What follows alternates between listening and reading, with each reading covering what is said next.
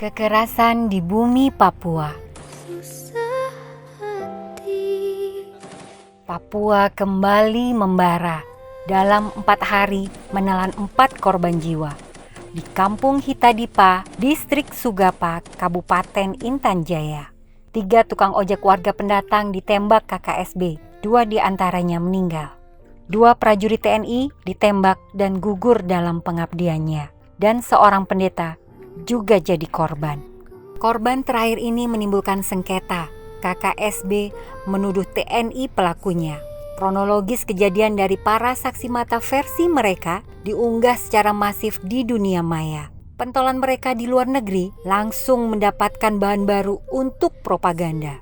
Di sisi lain, TNI dan Polri tegas menolak. Pihaknya menegaskan bahwa KKSB dibalik semua ini. Kelompok kriminal ini sedang mencari perhatian dunia, memanfaatkan momen sidang umum PBB pada akhir September lalu. Pihak aparat juga mengungkap beberapa kejanggalan atas peristiwa ini. Di antaranya, kronologis kematian versi mereka yang berbeda-beda, baik dari waktu maupun sebab kematian sang pendeta. Proses evakuasi jenazah juga tertutup. Personel TNI Polri dan petugas puskesmas setempat tidak diizinkan mendekat. Proses pemakaman juga terkesan terburu-buru. Sebagai tokoh agama, tidak lazim pemakaman disegerakan. Hanya 1 malam disemayamkan, langsung dimakamkan esok harinya. Fakta lain, mendiang pendeta memiliki hubungan yang sangat dekat dengan aparat setempat. Bahkan infonya, sang pendetalah yang memberikan hak tanah untuk pendirian koramil persiapan di kampung itu, Kampung Hitadipa. TNI juga menegaskan bahwa tidak ada keuntungan taktis maupun strategis atas kematian tokoh agama ini.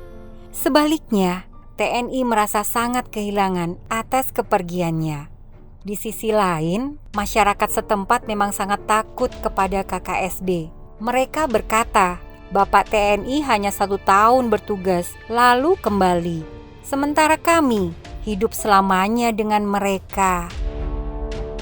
Untuk mengakhiri sengkarut ini, pemerintah membentuk Tim Gabungan Pencari Fakta, TGPF kasus Intan Jaya. Tim yang anggotanya berasal dari berbagai latar belakang ini diberi waktu 2 minggu oleh pemerintah untuk bekerja. Namun, tim ini juga tak luput dari kebrutalan KKSB. Konvoi tim ini diberondong tembakan saat di perjalanan. Seorang dosen dari Universitas Gadjah Mada dan seorang prajurit TNI tertembak sehingga harus dievakuasi. Dengan pongah, KKSB mengaku bertanggung jawab sekaligus menolak kinerja TGPF dengan alasan tak jelas. Namanya juga gerombolan kriminal. Salah nggak apa-apa. Yang penting beda. Tapi Mutiara curiga deh. Jangan-jangan ada yang khawatir rekayasanya terbongkar. Kalau yakin benar, seperti klaimnya di medsos, kenapa harus ganggu kerja TGPF? Kan harusnya malah senang. Aneh kan? Kekerasan di Papua memang tiada henti. Pada bulan Juni 2020, gugus tugas Papua Universitas Gadjah Mada Yogyakarta merilis hasil penelitian tentang tindak kekerasan di Provinsi Papua dan Papua Barat selama tahun 2010 sampai dengan Mei 2020. Inilah hasilnya. Jumlah tindak kekerasan sebanyak 204 kasus. Pelaku terbanyak adalah kelompok kriminal bersenjata, KKB, sebanyak 118 kasus. Sementara pelaku TNI 15 kasus dan Polri 13 kasus. Kasus tertinggi terjadi di tahun 2019, di mana KKB mendominasi pelaku tindak kekerasan. Adapun jumlah korban kekerasan tiap tahun fluktuatif, dengan angka tertinggi di tahun 2017. Totalnya 1.513 luka-luka dan 356 meninggal dunia. Yang menarik, justru terkait motif tindak kekerasannya. Penelitian menunjukkan bahwa motif tindak kekerasan didominasi oleh motif separatis sebesar 64%. Hasil penelitian ini valid dan wajib diapresiasi.